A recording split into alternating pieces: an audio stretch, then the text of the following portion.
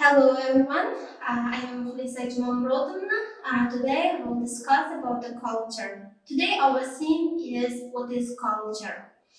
As you know that culture is everything connected that around us, for example, language, music, the belief, religious, that everything is a culture. Culture gives content and meaning. What is a filter through the which people process their experiences and events of their lives. It influences people's values, actions, and expectation of themselves. It impacts people's perceptions and expectation of others. Okay, there are some stages of developing knowledge. There are unconscious incompetence, conscious incompetence, conscious competence, and unconscious competence. Wow.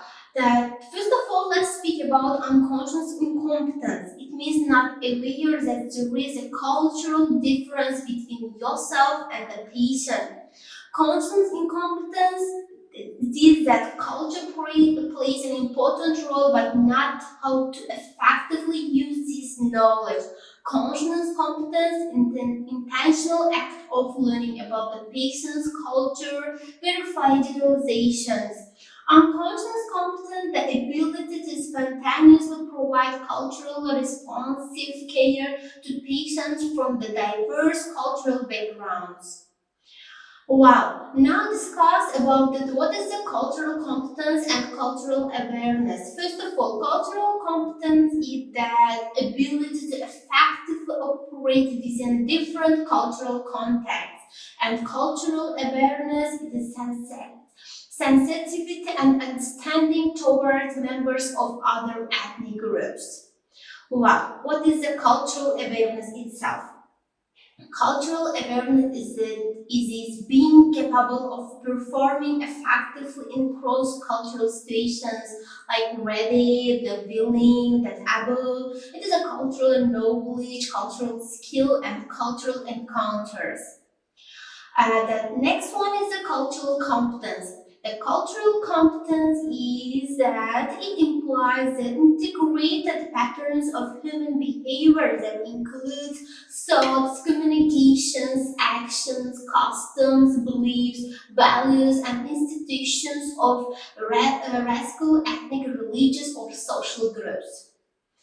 Well, the cultural competence it is that integration and transformation of knowledge about individuals and groups of people into specific standards, policies, practices, and attitudes used in appropriate cultural settings to increase the quality of services, thereby producing better outcomes.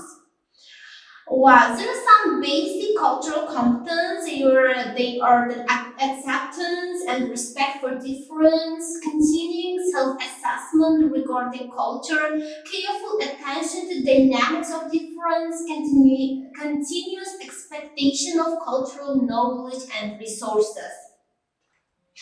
Wow, that in order to achieve that cultural competence, first of all, there are some that we should put some questions that for us, for example, do you have the close personal relationship with the people who are culturally and socio-economically different, or do you have this desire, knowledge, and skill to integrate the culturally relevant considerations into your work?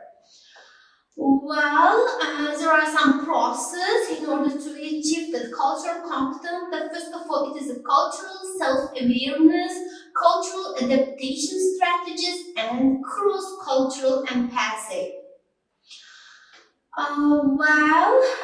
Now we will talk about that. What is ethnocentrism?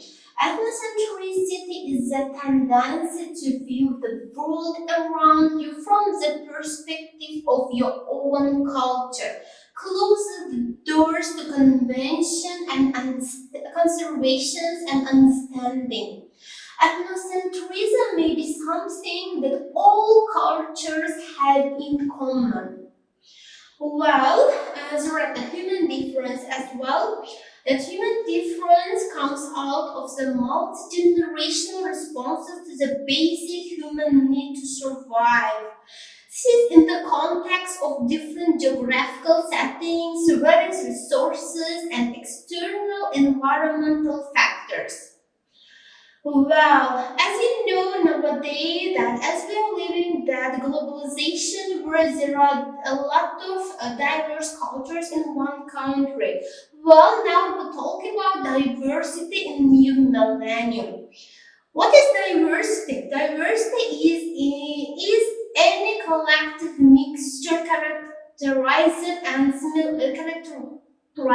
by similarities and differences. It can refer to people, organizations, systems, etc. Typically, diversity is referred to as a broader scope than culture, wherein culture is a subset of diversity.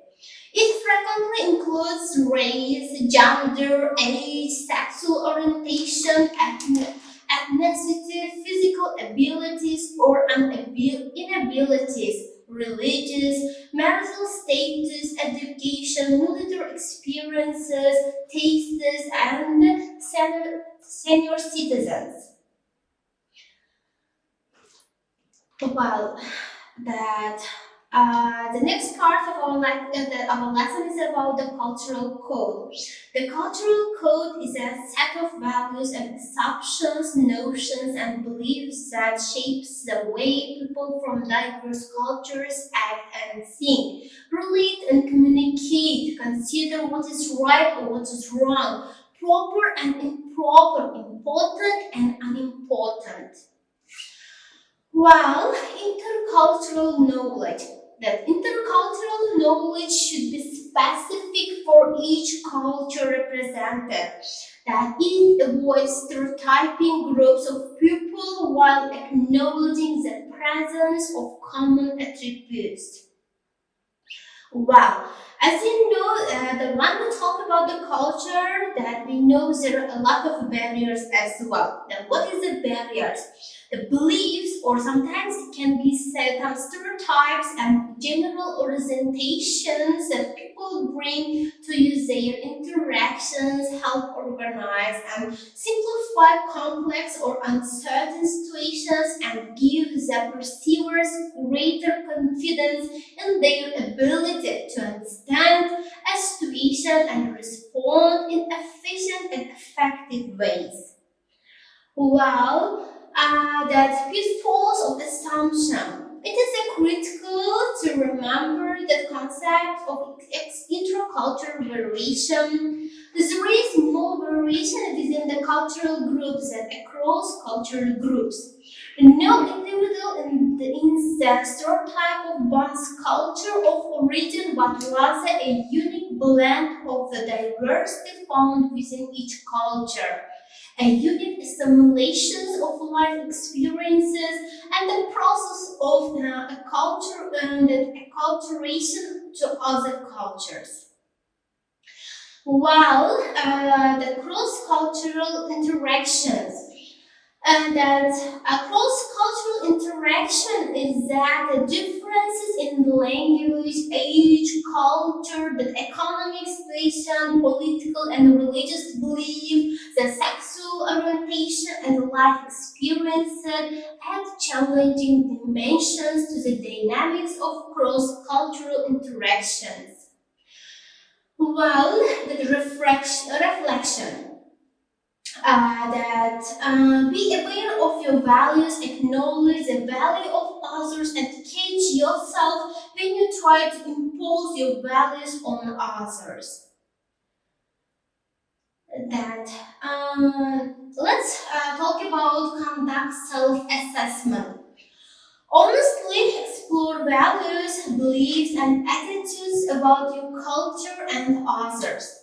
Non-defensively engage the entire organization, families, and the larger community in the self-assessment.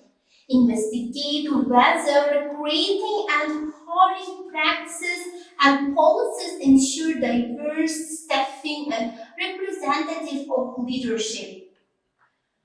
Well, that what is openness, trust, and respect? The key to all relationship is the openness. The build trust with people you work with and encounter you have. Demonstrate the respect to others and understand respect has different interpretations. Well, circular communication. Typically, conversations are non-direct. It is mostly expected to use the polite form of language. Be patient. Note that where communication is expected. No eye contact can be a sign of respect. That it is all today I want to share with you. That follow us and next lesson we will also discuss that interesting topics. See you. Bye.